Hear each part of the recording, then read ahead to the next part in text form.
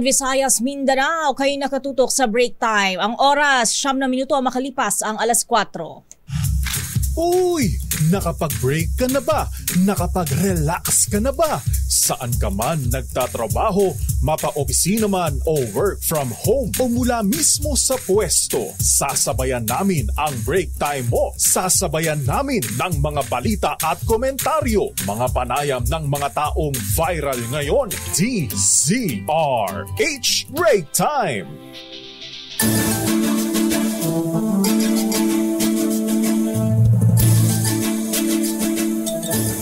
Ngayon ay ika-6 na araw ng Oktubre taong 2023. Happy Friday, Miss Thea. Happy Friday. Thank God it's Friday. Except hindi swell day ngayon.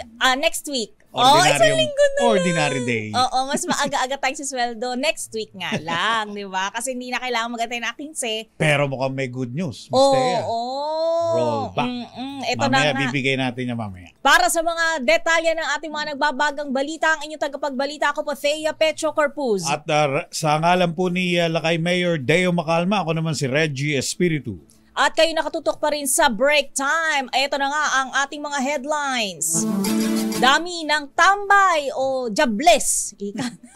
Walang kayod. Walang kayod. Ayan, nabawasan ayon yan sa PSA. Presyo naman ng mga produktong petrolyo posibleng mag-rollback sa susunod na linggo. Pangulong BBM namigay ng bigas sa copies. Dating Senator Mar Rojas nakita sa event ng Pangulo. Quezon City Police District nag-I am sorry sa nilikhang traffic sa Commonwealth Avenue. Uploader ng viral video, kritiko raw ni VP Sara Duterte. Diplomatic action na laban sa barkong nakapatay ng 3 Pilipino ipauubaya sa DFA. Nagpakilalang Pilipinas kung mahal, nagsabing may bombang sasabog sa eroplano. Mga paliparan, inalerto.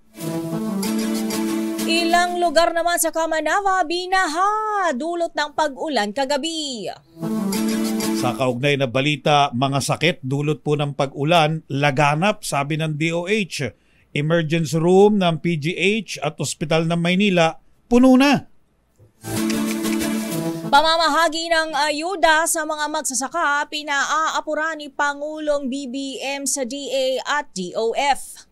At fact-finding team laban sa umano'y recruitment scam ng mga Pinoy sa Italy, pinadala ron para magsiyasat.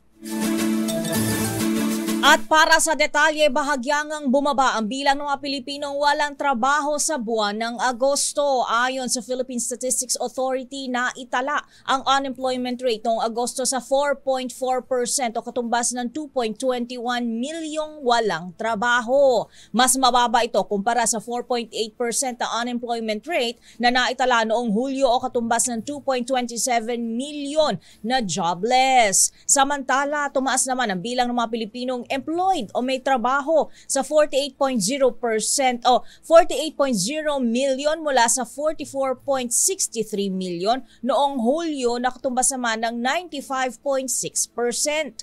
Pinakamarami naman ang nagkaroon ng trabaho sa sektor ng pangingisda, construction, agriculture and forestry, health and social work at administrative and support service. May magandang balita, namumuro ang malakihang bawas presyo sa mga produktong petrolyo sa susunod na linggo. Batay sa pagtaya ng mga nasa oil industry, posibleng hanggang 3 piso. Talagang good news nga. Ang rollback sa gasolina at higit 2 piso naman ang namumuro para sa kerosina.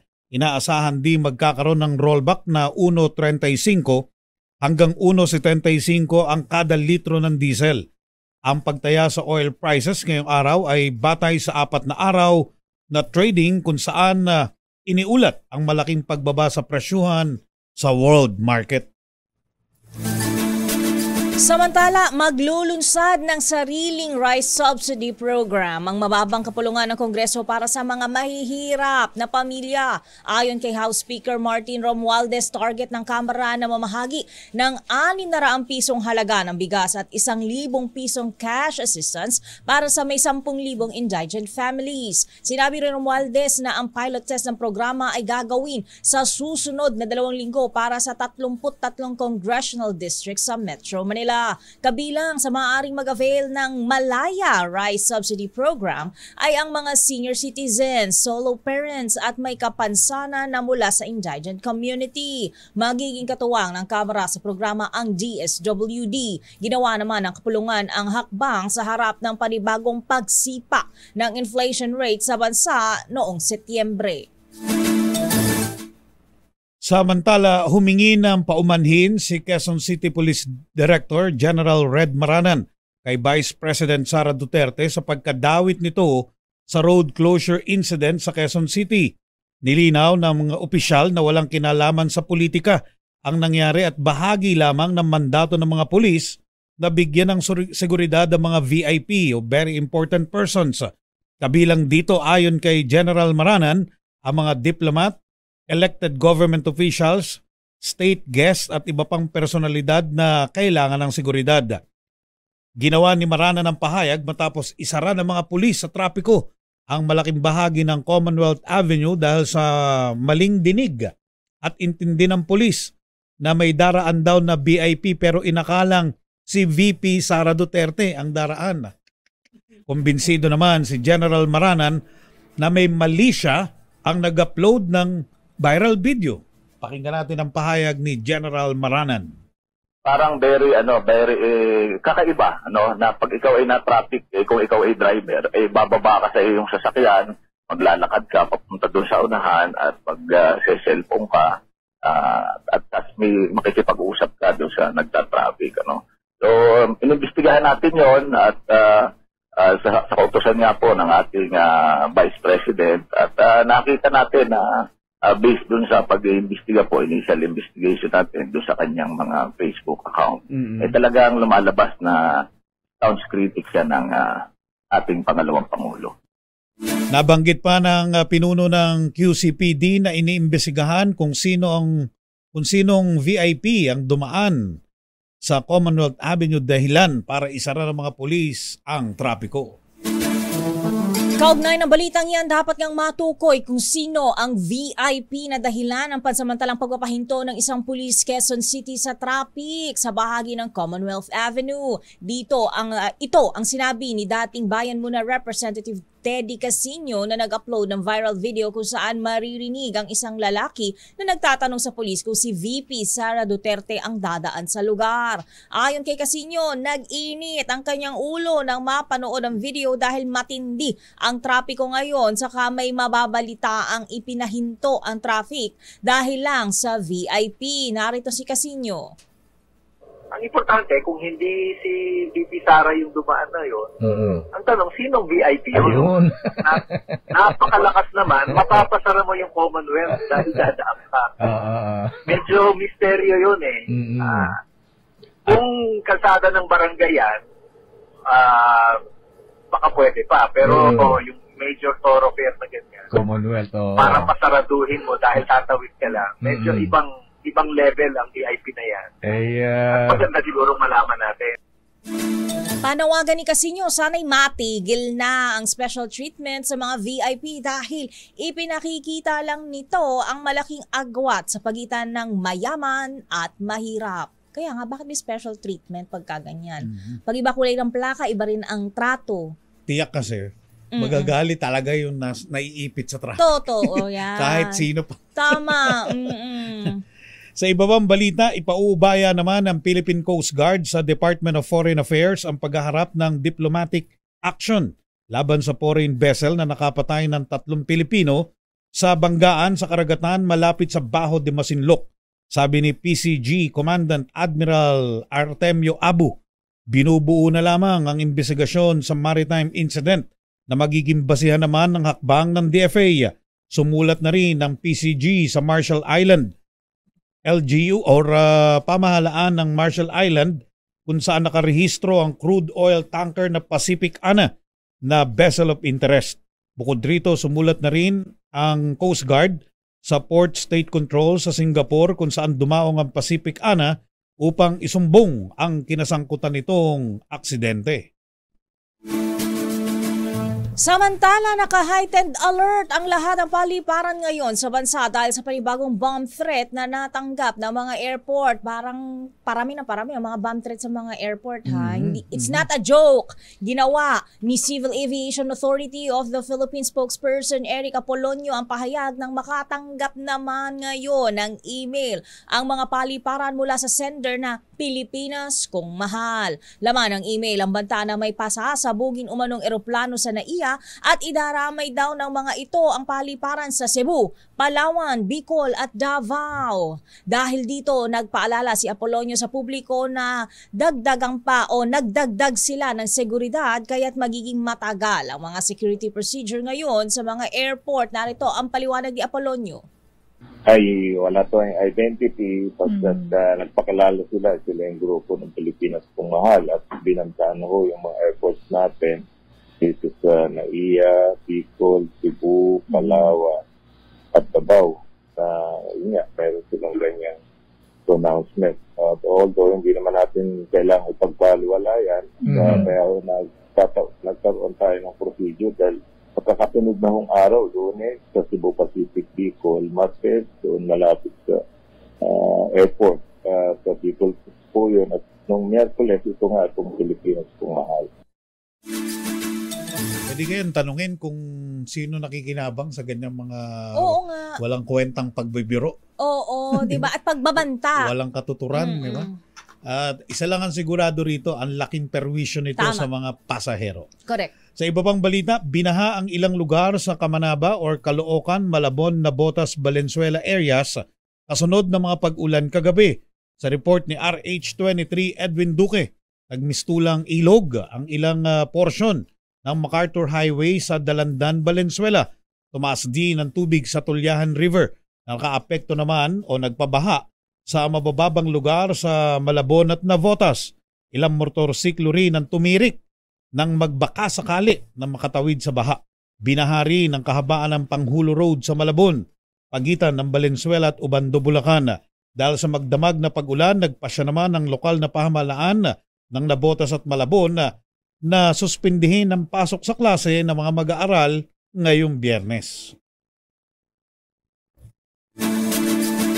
Samantala, kinumpirma ng Department of Health na tumataas muli ang mga kaso ng COVID-19 sa bansa. Ayon sa Department of Health, noong Agosto pa nag-umpisang tumaas ang mga kaso ng COVID-19 na pumapalo sa 172 average new cases kada araw, batay yan sa huli nilang tala noong October 2. Ngunit sabi ng DOH, nasa low risk pa rin naman ang total at ICU bed utilization rate na nasa 16% at 13%.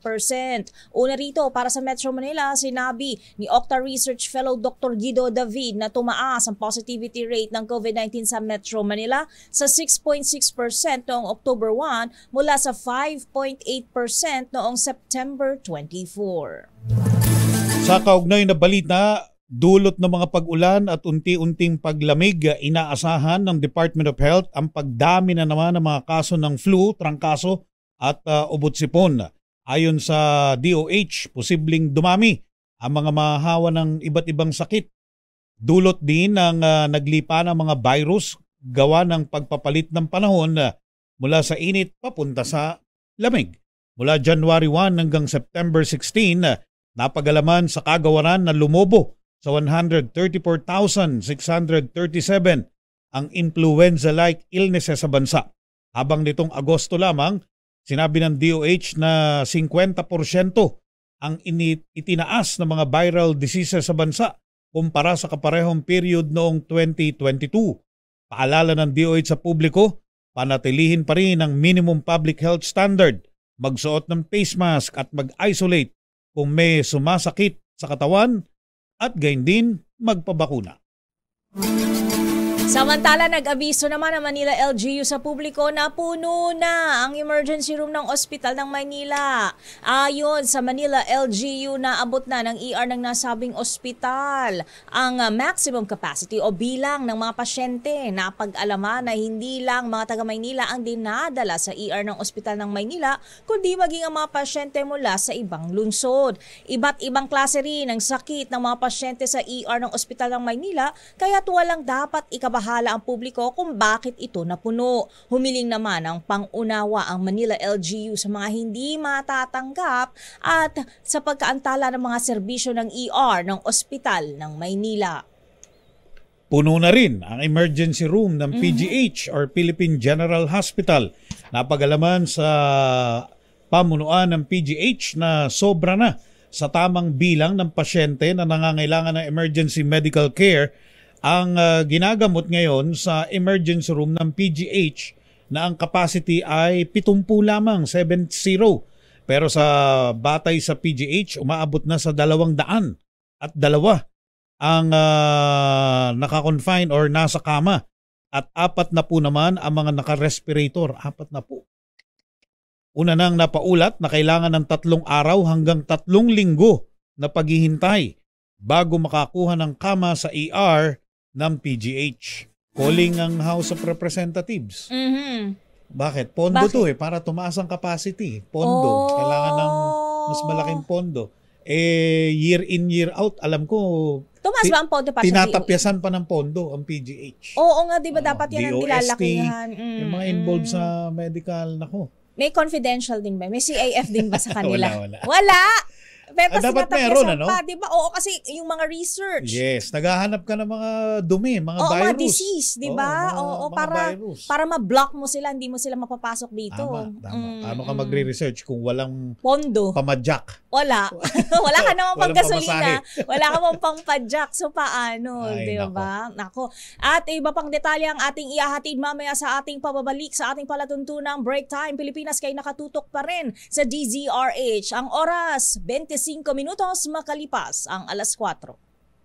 Break Time! Pilipinas, ang oras, alas 4:32. Papasukin muna natin ang mga balita mula labas. Pangulong BBM at Mar Rojas nagkasama sa distribusyon ng bigas sa Capiz. Ano kaya ibig sabihin ito? PBBM at Mar Rojas. Former Senator Mar Rojas. Oo, siya na ba? Agaw pansin yan, pagka ganyan. Matagal wala sa limelight eh. Oo, tapos biglang boobs appear. Diba? Anong ibig sabihin? Ano kaya nangyayari sa social media rito? Ano kaya reaction ng mga kababayan natin? Tama. Idetalye mo nga ang report na yan, RH14 Leth Narciso, Miss Leth. Ay, bakit? Bakit mo kami binabaan? Aliyah. Naputol. Hindi kinaya ng linya natin yung mga may init na tanong ng ating mga kababayan. Bobuelo lang yan, si Let. Bobuelo lang yan. Ang tawag daw, sabi nila, may mga nabasa ako, yan daw ang tunay na unity. Kasi hindi namimili kung sino talaga yung fit para doon sa trabaho, yun talaga yung iluluklo. Alam naman natin kung anong kampo galing yan. Si Senator Mar Rojas. Ano yan? Pink. Oo. Pink lawan. Pink lawan. Pero dilaw talaga yung... Dilaw. Okay. So, unity. Tama ka. Kung, lalo na kung sasama sa administrasyon, ha? Oo. Kung magkakasara pero, sila sa... Kung meron mang usapan sa pagitan nila. Pero hindi naman lalabas yan at sasama sa isang event ng presidente. Kung wala lang. Trip-trip lang. Walang magawa for the day. Kung casual, siguro pwede pa. Hindi. Pwede tawagan na lang. Pero pag sumama ka sa isang event, alam mo, mami-media yan. At mag-react ang ating mga kababayan. Anong ibig sabihin nun? Yun ang gusto nating alamin. Pero, bago si Miss Let... Okay na raw. Ayan na si Miss Let. Pakinggan nga natin ang ikukwento sa atin ng Malacanang reporter natin. RH14, Miss Leth Narciso, go! Reggie, sinamahan ni dating senador at dating Secretary Mar Rojas, si Pangulong Ferdinand Marcos Jr. sa pamamahagi ng bigas sa lalawigan ng Capiz kaninang umaga. Sa kanyang talumpati, binanggit ng Pangulo na matagal na silang magkaibigan ni Rojas at nananatiling magkaibigan kahit minsan ay magkasalungat sa politika. Ibinahagi nito na matagal silang nagkasama sa New York at sa katunayan ay marami silang adventures. Natutuwa si Pangulong Marcos sa pagkakataon na muling makita at makausap si Rojas na matagal daw niyang hindi nakasama. Matatandang si Rojas ay naging standard bearer ng Liberal Party noong 2016 elections at running mate nito ang nakalaban rin noon ni PBBM na si dating Vice President Leni Robredo. Pakinggan natin si Pangulong Marcos. Kami ni Mar, matagal na po kaming magkaibigan at kahit na hindi kami magkapanig kuminsan sa politika, matagal kaming nagsama sa New York at sana naman habang nandito siya, hindi na niya kinikwento yung mga nangyari sa amin nung nasa New York kami dahil bachelor pa po kami at marami kaming mga adventure na magkasama. Kaya po nakakatuwa na matagal ko na po siyang hindi nakausap at mabuti naman nagkaroon ng pagkakataon na nag-uusap kami dito pa sa Capiz. Ano kayang pinag-usapan, Let? Ano kayang pinag-usapan? Oo, ano pinag-usapan, Miss Let? Secret. Hindi, wala pang sinasabi ang Malacanang. Ayan, natanong kasi ang Malacanang kung sino ang nag-imbita, bakit nandoon si dating senador, dating Secretary Mar Rojas. Ang sabi ng Presidential Communications Office ni Secretary Chelly Garapil ay dahil taga-Capiz, ayan, si Rojas at Rojas City. naimbitahan siya sa event ng mga lokal na opisyal doon. Doon ba siya nakatira ngayon? Hindi, di ba? Taga-Rojas City siya sa Capiz. Ano yan? So, sa White House, sa Cubao. Oo, so bumiyahe. Kasabay ng Pangulo papuntang Capiz. Walang nabanggit na ganoon. Basta nakita na lang din namin na nandoon siya sa event kanina. So, context na lang. Ano pa bang agency kagawaran Let ng bakante? Ang hinihintay ngayon ay ang Department of Agriculture, di ba? Dahil si Presidente pa rin ang humahawak niyan. At DMW, ayan, officer in charge pa lang ang meron ngayon. Oo nga pala. Tsaka yung mga special advisor, anytime, pwede namang gumawa niyan. Kasi di ba, lumutang na dati, di ba yung pangalan ni dating Senator Rojas sa DA, pero wala namang kumpirmasyon dyan ang palasyo.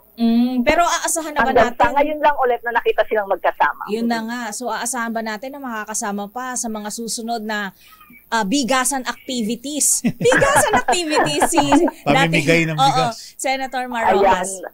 Aabangan natin sa mga susunod. Kasi yung ngayon ay binabanggit ay dahil taga-roon nga siya sa Capiz. Thank you, Let. Balik sa inyo, Reggie at Miss Thea.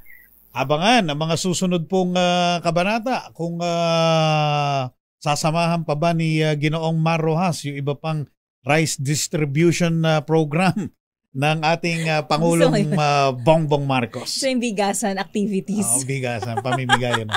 Sarap ng, hindi pa dinadala dito. Alin? Sinasain namigay pa ba? Na pala sa Maynila. Namigay Alin? na pala.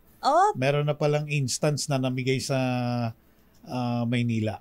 Ang alin? Ng bigas? Oo, si Presidente, di ba? Talaga? Umabot dito sa atin? Namigay nga pala sa lungsod ng Maynila. Alam mo, nakatikim na ako ng NFA rice, in fairness. Masarap pala. Narinig ko yung item na binasa, premium. Premium quality yung pinamigay ata ng NFA, di ba? So baka pagkabagong ani, tas yung ipinamimigay agad, maganda yung kalidad. Kadalasan natin na pupunta sa ating mga kababayan, yung nabukbok na sa mga imbakan. Yung premium na yan, part daw yun ng mga nahuli sa Zamboanga City. So maganda yan. Siguradong maganda yan. Sa iba pang balita, handa na ang fact-finding team ng Department of Migrant Workers na mag-iimbestiga sa malakihang recruitment scam sa Italy. Sabi ni DMWOIC Hans Leo Kakdak, partikular na uusisain ang operasyon ng Golden Power SRLS Agency sa Milan, Italy na pagmamay-ari ng mga Pilipino. Nauna nang inalerto ng 7 OFW ang DMW sa pangako ng ahensyang trabaho kapalit naman ng placement fee na halos 100,000 hanggang 240,000 piso. Bukod rito, tumanggap umano ng sumbong ang Department of Justice na talamak o notorious sa pangloloko ang Golden Power Agency base sa reklamong tinatanggap naman ng DOJ.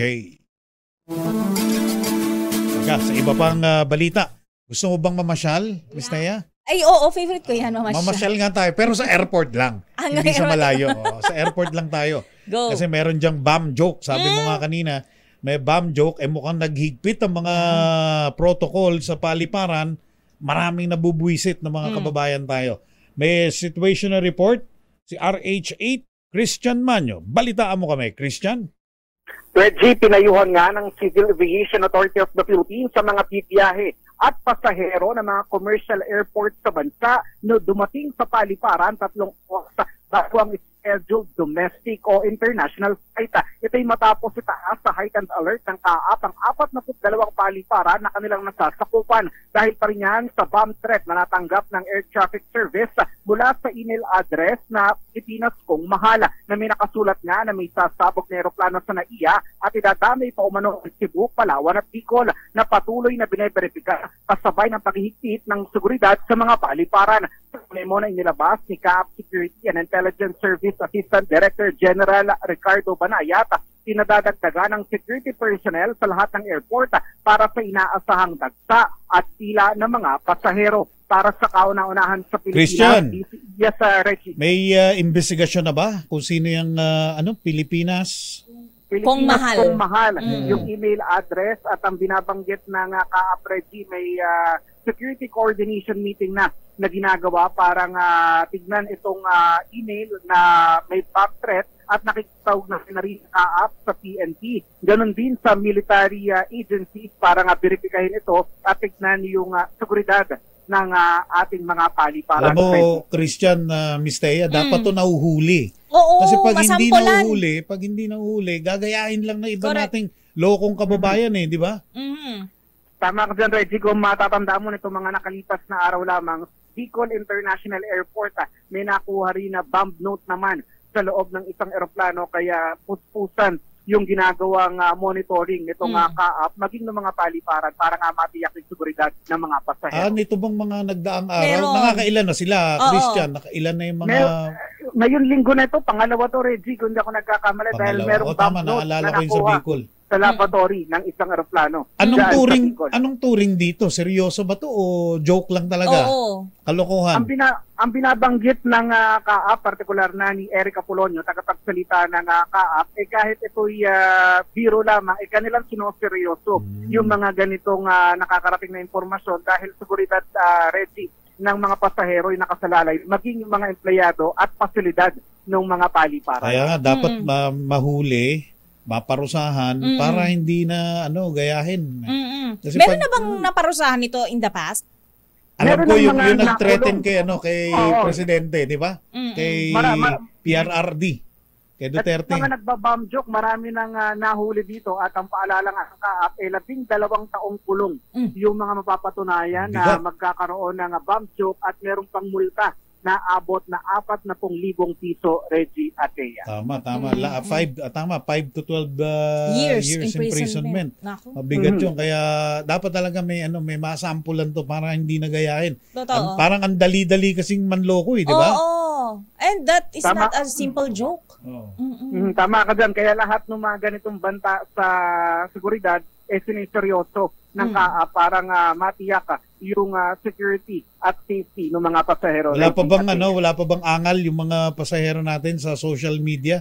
I'm sure meron na. Natin, nagugulat. Kanina yung NAIA, mahigpit talaga yung seguridad, medyo may kahabaan yung pila ng mga sasakyan. Kumpara doon sa usual traffic, medyo mas mahaba dahil talagang inuusisa isa-isa yung mga sasakyan. Bukod pa doon sa pila ng mga pasahero sa loob ng paliparan dahil talagang binubusisi yung mga luggage ng mga pasahero, Reggie. Pag yung ganyang heightened alert, nililift ba yan? Inaalis din ba yan? Ina-announce? Hindi na?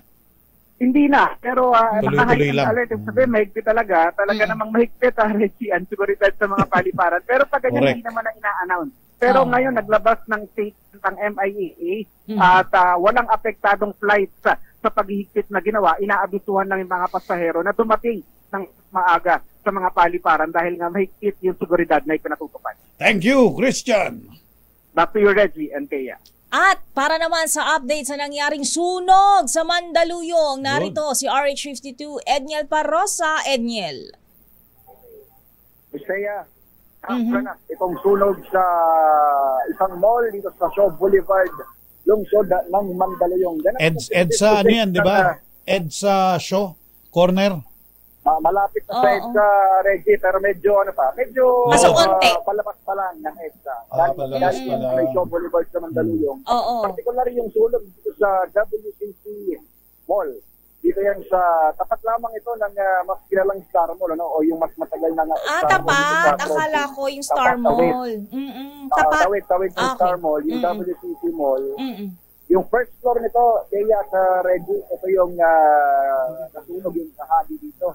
Kapag napadaan ka, yung lang kayo ng larawan, kapag napadaan sa Boulevard, parang normal na.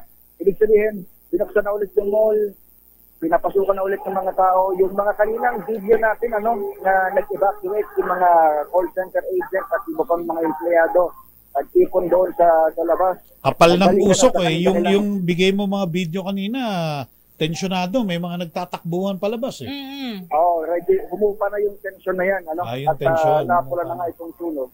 Itong nasunod pala, Reggie at Kaya, ay isang restaurant. Dito yan sa first floor ng Gusali. Kung makikita ng ating mga kababayan sa RH News Television, yung ating kapadadala pa lamang na video, hindi yung mismong loob ng kainan. Yung pinanggalingan ng sunog. Ayon dito sa ilang mga saksi, yung mga stall owner dito sa tapat ng mall, yung nasunog ay yung parang parang daanan ng ventilation sa itaas ng exhaust. Yung exhaust. Sa exhaust na yung nakakabit na ilaw. Ito, nakikita ko ngayon, kinalayo lang ako ni Kuya Card. Going pa yung investigation. Pero yung exhaust, nakakabit parang ilaw doon, yun daw yung nag-spark, tapos yun yung pumutok kanina. Doon so, kuryente.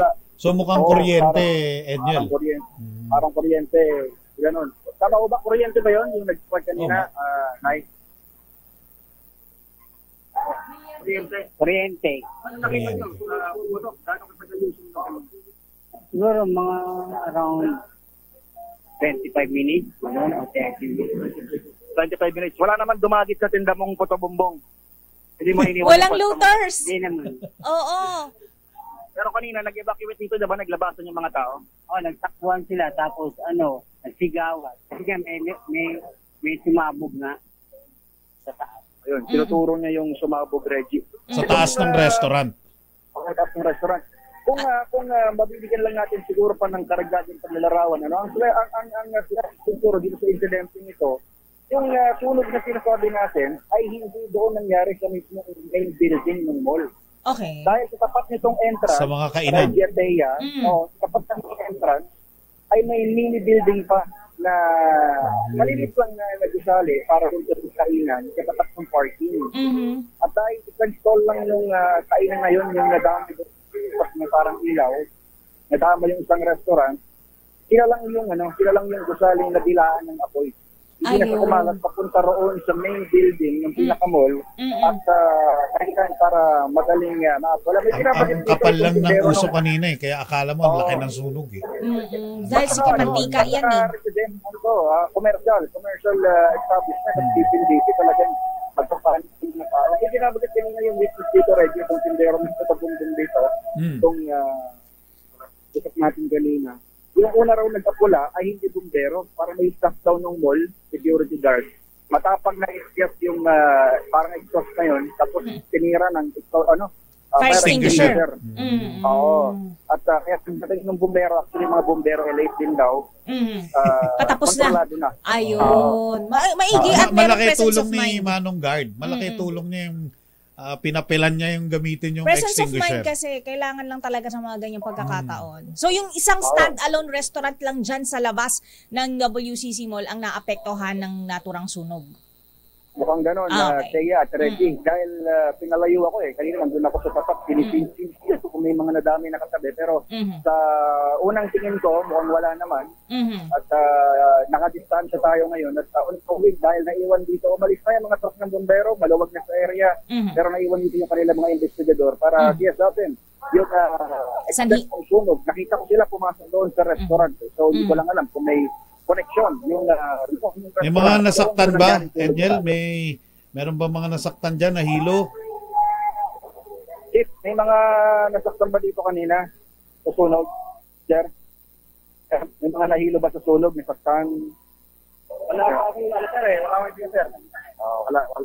Walang idea si mga guardia rito. Pero inantay nga natin yung final assessment ng bomberos, yung full report. Pero sa daan natin, Reggie, mula pagdaan natin hanggang dito ngayon, ay balik normal na itong pasyalan. Bagamat itong portion nga ng kainan ay nakakordon at pati yung mga delivery rider at yung mga nagbababa sa hero ay hindi pinapapasok dito sa portion na ito ng WCC Mall. Kung tatanungin naman ako tungkol sa traffic, ang usual traffic, Reggie, ay hindi apektado ng sunog.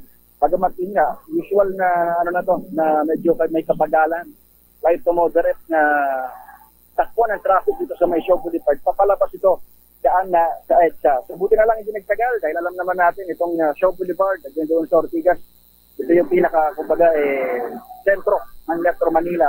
Wala dito traffic. Biyernes pa Mandela ng hapon. So yan muna yung update dito sa nangyaring sunog sa isang kising commercial establishment ng WCC Mall sa lungsod ng Mandaluyong. Para sa kaunang-unan sa Pilipinas H, ito si Edniel Parrosa.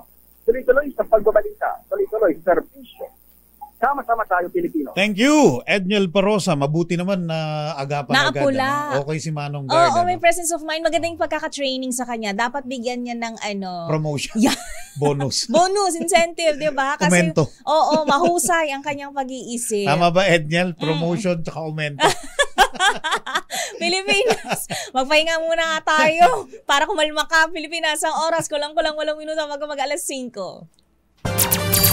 RH Break Time.